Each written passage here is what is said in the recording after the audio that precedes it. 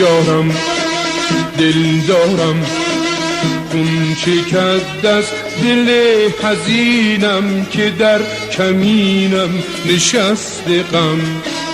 کو یارم بیمارم من ندانم چرا دلم را به سنگ خارا شکست غم.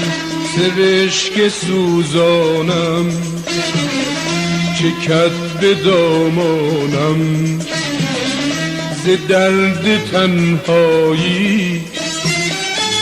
خانه هم شد سرای غم، خانه هم شد سرای غم.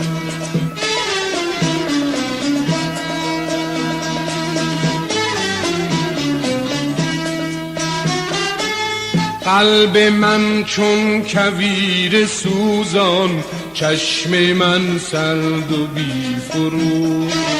من ندیدم در این زمان غیر بی مهری و دروغ. قلب من چون کویر سوزان، چشم من سرد و بی فرو. من ندیدم در این زمان غیر بی مهری و دروغ.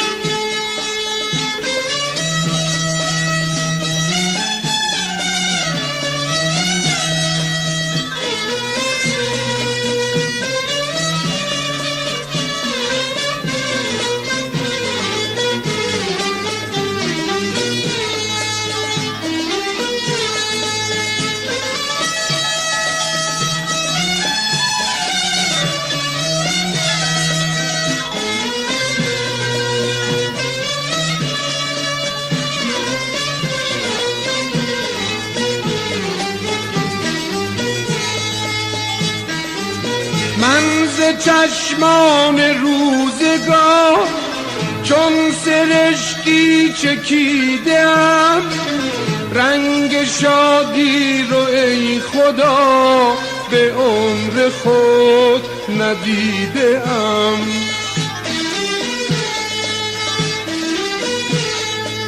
من ز چشمان روزگار چون سرشکی چکیدم، رنگ شادی رو ای خدا به عمر خود ندیدم.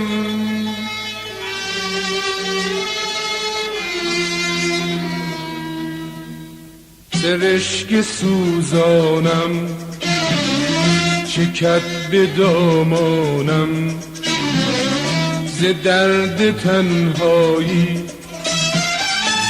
خانه هم شد سرای غم، خانه هم شد سرای غم، خانه هم شد سرای غم، خانه هم شد سرای غم، خانه هم